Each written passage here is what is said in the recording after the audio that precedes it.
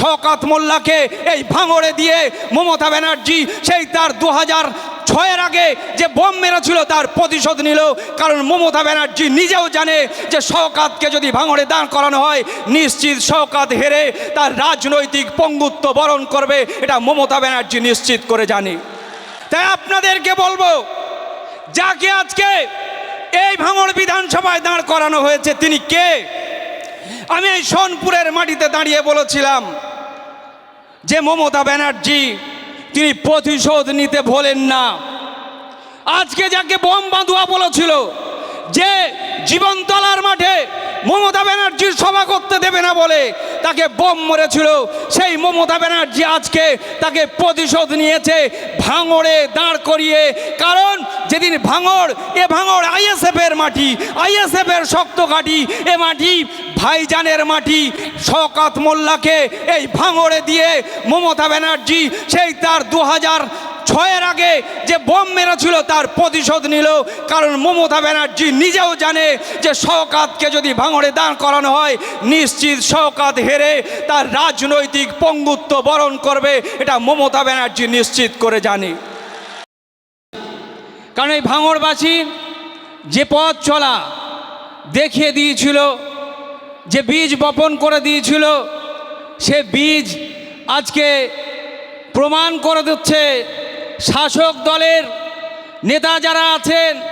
দিদিমণি আজকে বাধ্য হচ্ছে তার নাম নিতে। তিনি পণ করেছিলেন যে নওশাদ সিদ্দিকীর নাম নেবেন না, কিন্তু বাধ্য হয়েছে নওশাদ সিদ্দিকীকে নাম নিতে। আর তার যার ভাইপো অভিষেক ব্যানার্জি, আমি শুনছিলাম একটা এতে মাত্র 26 মিনিট বক্তব্য রেখেছে, সেখানে 47 বার নওশাদ সিদ্দিকীর নাম নিতে হয়েছে। আমি ওই ভাইপোকে বলে দিচ্ছি, আগামী দিন শোয়া থেকে ওঠা থেকে এবং রাতে ঘুমানো পর্যন্ত নওশাদ সিদ্দিকী করে আপনাকে পাগল হতে হবে। কারণ এই মানুষটা সকাল থেকে শুরু করে রাত 1:30টা পর্যন্ত তার অপেক্ষায় মঞ্চ থেকে শুরু করে রাস্তার ধারে ধারে মহিলা পুরুষ সবাই দাঁড়িয়ে থাকে একবার দেখার জন্য।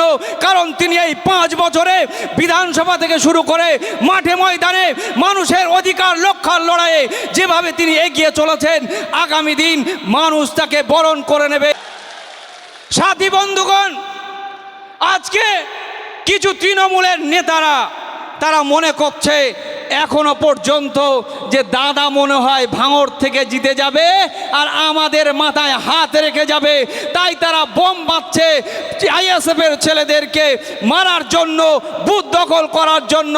আমি তাদেরকে বলে দিচ্ছি, তোমার দাদা ভাই, আপনাদের দাদা এখান থেকে নিজে পরিত্রাণ পাওয়ার চেষ্টা করছে, তবে ভাঙড়ের ছেলেরা প্রস্তুত আছে। বুথে বুথে যদি কোনো রকম সমস্যা তৈরি করার চেষ্টা করে তারা একেবারে প্রতি উত্তর দেবে। গণতান্ত্রিক প্রক্রিয়ায় এ ভাঙড়ের ছেলেরা তৈরি আছে। আমি একটা কথা আপনাদেরকে বলবো, যে সমস্ত ক্যানিংয়ের নেতারা আছে তারা মনে করছে যে আজকে তাদের মোল্লা সাহেব ভাঙড় থেকে জিতবে, জিতে তাদের সাহারা দেবে। আরে ভাই, আপনারা যার সাহারা নেওয়ার জন্য বসে আছেন, আজকে যাকে দিদিমণি ওখানে প্রার্থী করেছে সেই বাহারুল ইসলাম এই শওকত মোল্লাকেও ল্যাং মেরে দিয়েছে।